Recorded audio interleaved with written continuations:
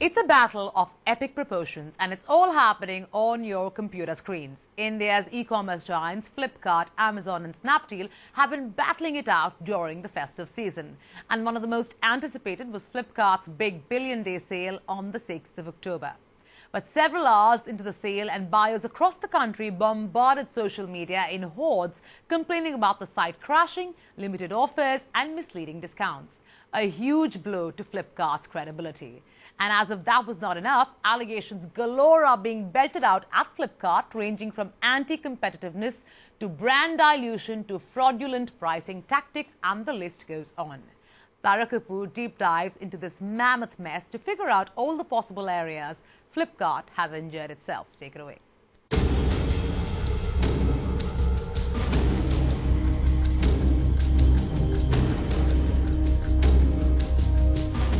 The big billion day.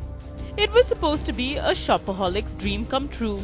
Never seen before deals, discounts and bargains. But like all dreams, eventually you wake up and snap back to reality. And that's precisely what happened to the millions of consumers who flocked on FLIPKART to shop like never before. A few hours into the gargantuan sale, and social media was flocked with complaints galore. Consumers cried foul when prices of certain brands were inflated on the site way above the MRP and then sold at so-called heavy discounts. It's obvious that they were not trying to make money, because the whole thing was actually a big money-losing exercise. It's obvious that they were not trying to build loyalty, because this was not really about any special deals to any loyal customers.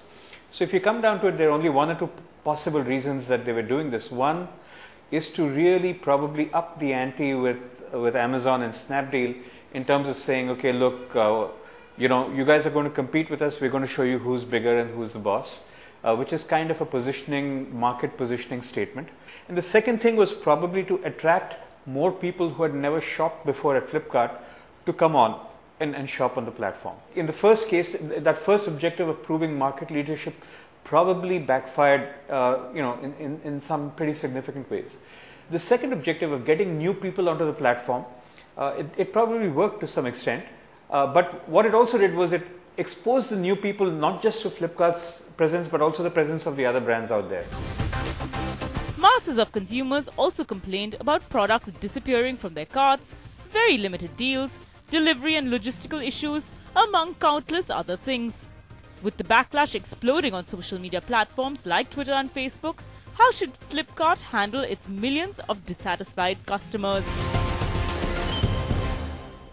Anywhere where I have seen that the consumers are unhappy about it and they have the ability to create a negative word of mouth, I mean, the brands have to really go all the way out to really cajole the customers, sometimes even going up to the extent of apologizing at an individual level, whoever got upset about not getting the product and recovering the customers.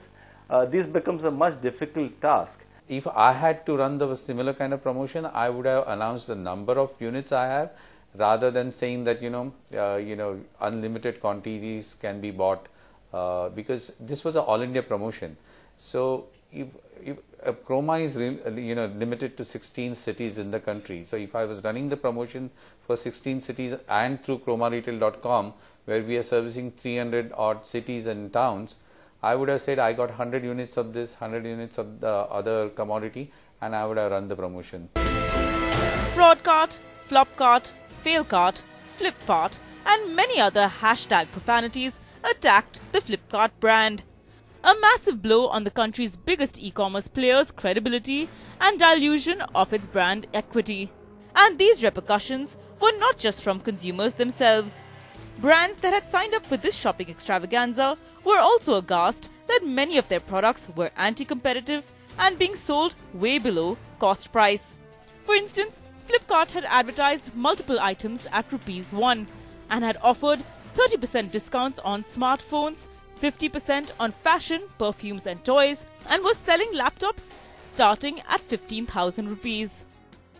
When you kind of deep discount products, you definitely deteriorate the brand's value. Also, nobody likes the idea of the fact that obsolete product goes in the hands of the consumer. So if brands are feeling offended about it, I think they're quite right about it. There has to be a decorum in the marketplace. Such decorum should not be disturbed. It's creating unreasonable expectations. Offline retailers have reacted too, with the Confederation of All India Traders writing to the Commerce Minister Nirmala Sitharaman asking for online retailers to stop deep discounting. One needs to be careful as a retailer that you should not enter into the territory of rather unfamiliar territory of law where you could get into the predatory pricing. So that's one issue lots of retailers are talking about. Their retailers are talking about amongst themselves. They are talking about communicating their concerns to the central government and the state governments. So those things are happening. Not only that, while there was a phenomenal number of 1.5 million people shopping on Flipkart during the Big Billion Day sale and over 1 billion hits across platforms, many questions emerged in terms of profitability and sustainability of a model like this. While Flipkart has stated rupees 600 crores in terms of revenue from the shopping extravaganza, sources indicate that the company has incurred costs of around 750 crore rupees, including around 50 crore rupees spent on its advertising across media. Due to the heavy discounting, Flipkart took on most of the brunt, and as a result, the e-commerce giant suffered from massive losses. There's a really serious concern there. Let's just back up and talk about this entire idea of discounting. Frankly, if I had a Mercedes-Benz worth, 50 lakhs and I sold it for 25 lakhs and I sold 10,000 of them on a day and made a huge amount of money, it doesn't make me a hero. It actually makes me a failure. There's nothing particularly brilliant about selling something at below cost price and then saying, look how big a player I am. Somebody at some point, their investors will sit back and say, so tell me, what did we actually gain from all this? Just because you're able to get customers in at a low price doesn't mean that they're going to come in when the same product sells at a higher price, especially now that there's disclosure that you artificially hiked the price back up before you brought it down for the sale. This is not sustainable. So not only will many of the players not sustain, but also the whole value chain and the supply chain will get disrupted, which is not good from a country's point of view. And I think that is where the Competition Commission, or that's where many of the other regulatory bodies may have to look into it.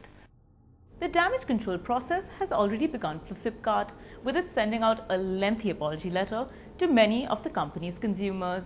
The letter was signed off by Sachin and Binny, addressing the various grievances brought out by the countless shoppers across the country. But this is just the beginning, and in the meantime, the advantage lies with its competitors, especially Amazon, whose Diwali sale is just about here. We work closely with Amazon and Snapdeal and eBay, the three marketplaces. And during the big $1 billion sale, we did see a fantastic traction on some of these sites we work with. Our revenue on that day with just Snapdeal alone was more than 2 crores of rupees. So they definitely did get a very good traction. I was also watching social media, and social media, there was a handle which said check prices on Snapdeal today. The road to recovery is undoubtedly a rocky one, and the apology letter might be the starting point. But in order to ensure that some level of trust returns, Flipkart will need to make sure that there are no hiccups in the delivery process. With tremendous number of orders to fulfill, the e-commerce major has to deliver on time and assure that the massive logistical work at the back end runs without a hitch. There are certain consumers who are not happy the way prices were set or communicated. There are certain consumers whose orders got cancelled. There are certain policies in which cancellation is not allowed. So all those aspects and the affected parties need to be addressed. Currently, they basically overpromised and underdelivered, and now it is a time to underpromise and overdeliver. Now is the time where they need to go and surprise their customers, delight their customers, give them a freebie, give them something they didn't expect, really spend maybe another 100, 200 or maybe 500 crores of their investors' money to pretty much go and make up for the huge loss of face that they faced in this entire episode. We reached out to Flipkart too for their comments on the botch-up. We received a generic apology mail without pointed answers to some of our questions. For starters, prompt response to the media might help.